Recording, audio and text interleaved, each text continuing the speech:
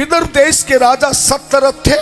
अपनी पत्नी के साथ हर एक महीने में प्रदोष का व्रत करते थे और प्रदोष के व्रत के दिन विद्वान ब्राह्मणों से अष्टाध्यायी रुद्री का अभिषेक कराते। इस कृपा से भगवान शिव के गण ने उन्हें एक सुंदर मणि दी, जिससे सत्यरथ राजा सारे राजाओं पे आक्रमण करके सारा राज्य छीनकर चक्रवर्ती राजा बन गए।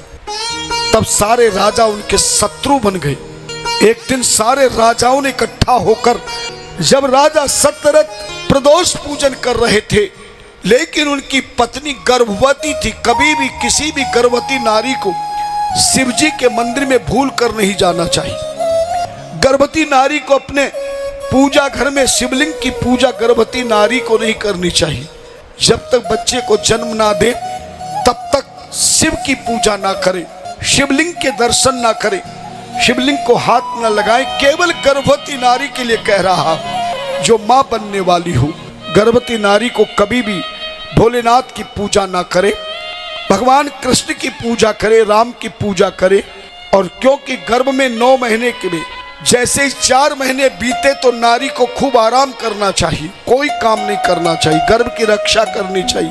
लेकिन जैसे 5वां महीना लगे, 4 महीने तक जितना हो सके वजन ना उठावे, सीढ़ियां ज्यादा ना चढ़े, ज्यादा जल्दी चले नहीं, बस ये 3-4 काम को छोड़कर खूब काम करना चाहिए। अगर आपने खूब काम किया, और घी कभी नहीं खाना चाहिए गर्भवती को, बच्चे को जन्म देने के बाद घी का प्रयोग करना चाहिए। जो नारियां गर्भवती होकर के घी का प्रयोग करती हैं, उनको ऑपरेशन के नौबत आती है। लेकिन जो बच्चे को गर्भ में आते ही जब तक बच्चे को जन्म ना दे, बिल्कुल घी का प्रयोग ना करे, मीठे का प्रयोग ना करे। अगर प्रयोग करे तो दूध का प्रयोग करे, जूस का प्रयोग करे, फलों का प्रयोग करे। और पूजा करे तो प्रतिदिन भगवान कृष्ण की, श्री राम की रामचरितमानस का पाठ करे।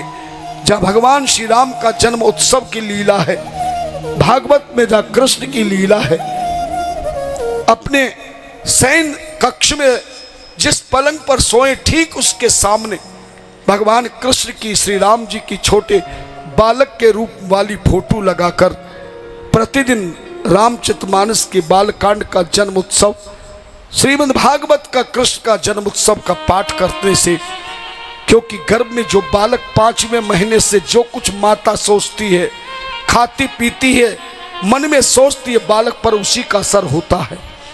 माँ जो कानों से सुनती है, आंखों से देखती है, बालक पर उसका प्रभाव 100% होता है। उदाहरण की आवश्यकता नहीं, अभिमन्यु गर्भ में ही चक्रव्यूह काटने का ज्ञान सुन लिया था।